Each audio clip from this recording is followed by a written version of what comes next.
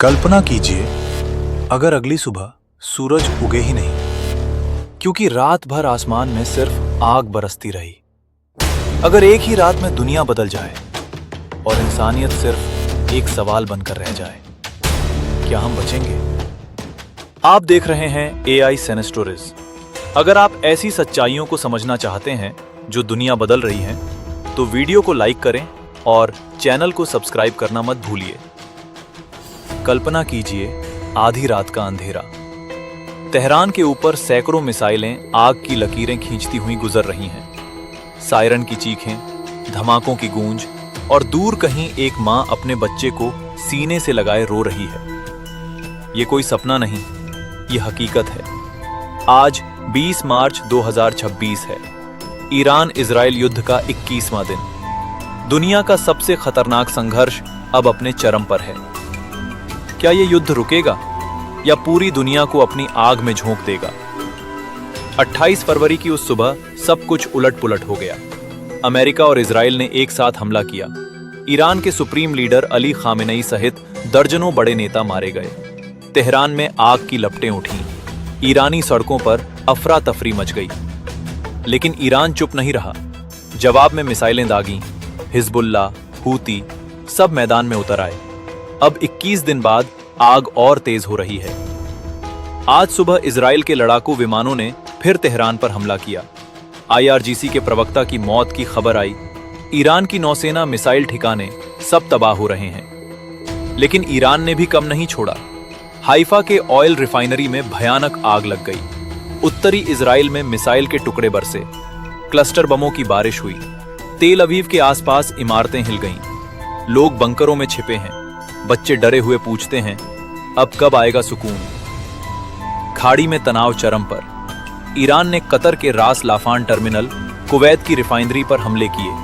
South Pars gas field पर Israel का हमला अभी ताजा है। तेल की कीमतें $108 पार कर चुकी हैं। स्ट्रीट ऑफ हॉर्मुज पर खतरा मंडरा रहा है। दुनिया की सांसें थम गई हैं। क्या कल पेट्रोल खत्म हो जाएगा? क्या खाने पीने की चीजें महंगी होकर लोगों की थाली खाली कर देंगी? प्रधानमंत्री बेंजामिन नेतन्याहू का बयान अभी अभी आया। उनकी आवाज में दृढ़ता है। 20 दिनों में हमने बहुत कुछ हासिल किया। ईरान अब यूरेनियम समृद्ध नहीं कर सकता, बैलिस्टिक मिसाइलें नहीं बना सकता, लेकिन जमीन पर हमला भी जरूरी है। उनका इशारा साफ है, ग्राउंड ऑपरेशन।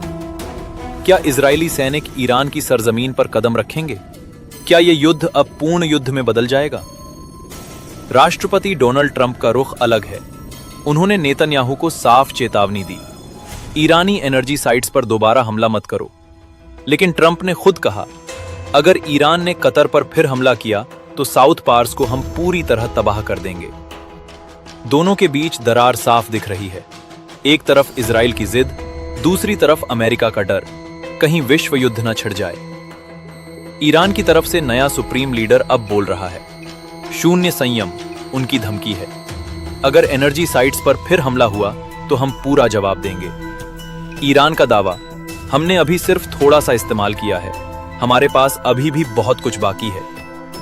लेकिन हकीकत यह है कि उनकी मिसाइल ताकत 90% से ज्यादा कम हो चुकी है। प्रॉक्सी कमजोर पड़ रहे हैं। फिर भी हर रात मिसाइलें आ रही हैं।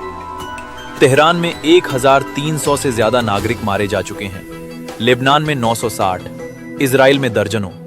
एक छोटे से वेस्ट बैंक गांव में ईरानी मिसाइल ने सैलून में 4 महिलाओं की जान ले ली। लोग कह रहे हैं, ये हमारा युद्ध नहीं है। लेकिन मौत तो सबकी आती है। अस्पतालों में चीखें, स्कूल बंद, परिवार बिखरते जा रहे हैं। रात गहरा रही है।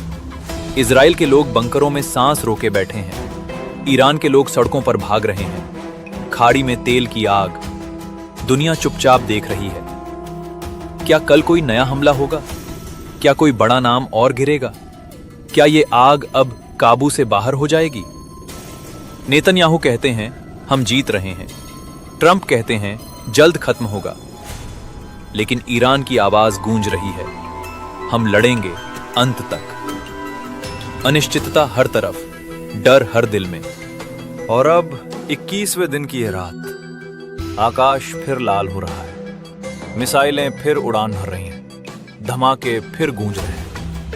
दुनिया एक सवाल के साथ ठिठकी है, क्या इंसानियत बचेगी या ये युद्ध सब कुछ जला डालेगा?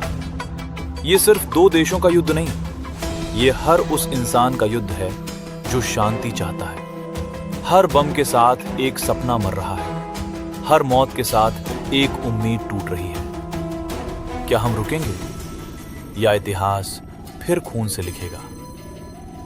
दुनिया सांस थामे खड़ी है, एक पल, एक फैसला और सब कुछ बदल सकता है।